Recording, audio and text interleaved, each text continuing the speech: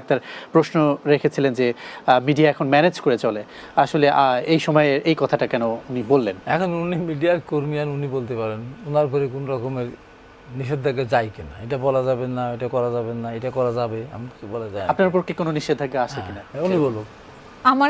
আমার তো আগেও নিষেধাজ্ঞা ছিল না, আমরা মুক্তভাবে কথা বলতাম, কিন্তু কথা হচ্ছে যে বাইরে থেকে তো আমরা কথা বলি, আগে যেমন বলতাম আমরা স্বাধীনভাবে কথা বলি, কিন্তু আমি দেশের কথা বলছিলাম, দেশের কথা মোটেই প্রযোজ্য না। আর যারা বলবে আমাদের উপর তো কত নিষেধাজ্ঞা ছিল, কত আমরা বলিনি এই কথা, বলার সঙ্গে অ্যারেস্ট হতে হয়েছে, মিডিয়াতে অ্যারেস্ট হয়েছে। যারা বলবে তারা বলবে। শহীদ রাষ্ট্রপতি জিয়া রহমানের ক্ষেত্রে যখন সিদ্ধান্ত দিল, সংসদ পাশ করলো যে তাকে স্বাধীনতা ঘোষক বললে তার বিরুদ্ধে মামলা হবে, ব্যবস্থা নেওয়া হবে, আমি তো ওই দিনই বলেছি। হ্যাঁ, প্রথম উনি স্বাধীনতা ঘোষণা সুপ্রিম অথরিটি ঘোষণা দিয়েছিলেন, পরবর্তীতে on behalf hour great leader অনুমতি দিলে আমি হাবিব ভাইকে একটা প্রশ্ন করতে পারি, তাহলে মির শাহ আলমকে নিয়ে যখন রিপোর্ট হয়, তো সেই রিপোর্টগুলো কেন সরিয়ে নিতে হয় পরবর্তীতে? মির শাহ আলমের রিপোর্ট কম হয়েছে আর কি, যা হওয়া তার চেয়ে আর লাগে না, যাওয়ার হয়ে যায় তার চেয়ে লাগে না। আমি তো টকশোতে সমালোচনা করেছি তার, যে সে যদি কাকতেল হবে ছেলের নাম এই মিলে গেছে, আমি সেটা মনে করি মিললে তো মিলানো উচিত হয়নি। তারপর তো তার বিরুদ্ধে তো সমালোচনা হচ্ছেই, প্রতিদিনই নিউজ হচ্ছে, তো বন্ধ হলো কোনটা? তারেক রহমান নামে প্রতিদিন নিউজ হচ্ছে, চারটা জায়গার নাম কিভাবে আসলে মিলে যায়, চারটার নাম কিভাবে মিলে যায়? হ্যাঁ, সেটা আমি তো সমালোচনা করেছি, আমি কেউ পছন্দ করে না, আমরা সমালোচনা করেছি। আমাদের প্রধানমন্ত্রীর নাম কত কথা বলতেছে না, আমাদের নিয়ন্ত্রণ করতে এই কথাগুলো বলতে পারতো না। উনি এখন ওরা যেটা হাসিনা আক্তার বলছেন যে সাম্প্রতিক একটা রিপোর্ট সেটি সরিয়ে দিতে হয়েছে, এই ধরনের কথা বলছেন। সরিয়ে দিতে হয়েছে কোনটা আমি সঠিক এটা জানি না, কিন্তু ওনার বিরুদ্ধে যত নিউজ হয়েছে আর লাগে না।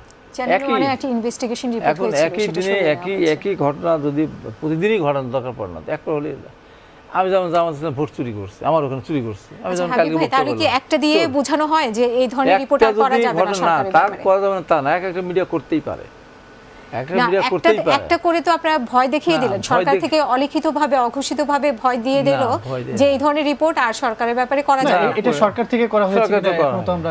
তারপর ডক্টর খলিলুর রহমানকে যখন চীন থেকে আসার পরে একটা প্রশ্ন করা হলো, তখন উনি কিন্তু রেগে গিয়েছিলেন যে আমরা অনেক উচ্চতার, এটা কি ধরনের, আমরা তো আর সেই জায়গায় নেই, আমরা তো ঝুলি নিয়ে যাই না, আমরা তো কাগজ কলম নিয়ে যাই না, মানে সাংবাদিক যে পরবর্তীতে আরেকটা প্রশ্ন করবে সেই জায়গাটা কিন্তু থাকলো না। না, মিডিয়া এমন সব কথা তারা করছে, এটা তো মিডিয়ার স্বাধীনতা বোঝা যাচ্ছে, যেটি হাবিব বলছেন।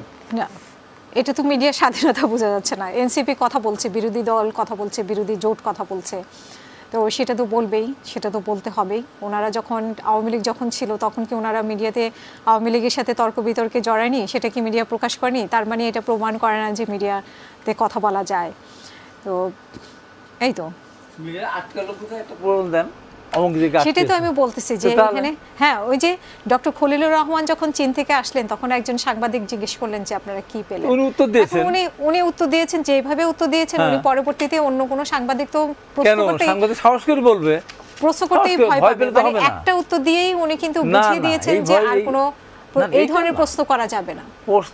সাংবাদিক আর প্রশ্ন করতো না, না উত্তর দিলে দিত, উনি তো বলেন না প্রশ্ন করতে পারেন, একাধিক বলেছেন, নিশ্চয়ই একথা বলেন নাই, উনি বলেছেন আমরা ভিক্ষা ঝুড়ি নিয়ে যায় না। তো তার মানে তারপর চ্যানেল 1 এত সুন্দর একটা রিপোর্ট করলো, এই ধরনের রিপোর্ট যদি চ্যানেল 1 করে, তো মানে এটা যদি থাকতো তাহলে তো অন্যান্য চ্যানেলগুলো উৎসাহ পেত। আপনি কি রিপোর্টটা দেখেছেন? অন্যান্য আমি দেখেছি, আমি দেখেছি। কি বলেছিল সেখানে? শাহ আলমের 3টা হাত 2টা মাথা, এগুলো বলেছে নাকি? শাহ আলম কি বলেছে? অবশ্যই না, সেই রিপোর্টটা আপনারা ডিলিট করে ফেলেন। কোনটা আপনারা বলেন, সরি, যে আপনারা দেখেই থাকেন, আপনি কি বলেন যে শাহ আলমের বিরুদ্ধে এই কথাগুলো হয়েছিল? শাহ আলমের বিরুদ্ধে যা যা বলার দরকার সব তো প্রকার হয়েই গেছে, আর ওর বাইরে আর কি? ঠিকাদারির বিষয়, ঠিকাদারি ব্যবসা বলতে ওনার নামে, ওনার বোন নামে ঠিকাদারি ব্যবসা, সেটা তো আমরা দেখেছি। তো যখন আওয়ামী লীগ ক্ষমতা ছিল, বেনজির যখন র্যাবের ডিজি ছিল, তখন সারা বাংলাদেশে সে তার ঠিকাদারি বন্ধ হয়েছিল। আপনাদের দুজনকে, হাবিব, উপদেষ্টা বিএনপি চেয়ারম্যান, হাসিনা আক্তার রাজনীতি বিশ্লেষক, আমরা আলোচনা করছিলাম হুঙ্কারের রাজনীতি ও বাস্তবতা। আপনাদের দুজনকেই জানাচ্ছি কৃতজ্ঞতা বাংলা টিভির স্টুডিওতে আসার জন্য।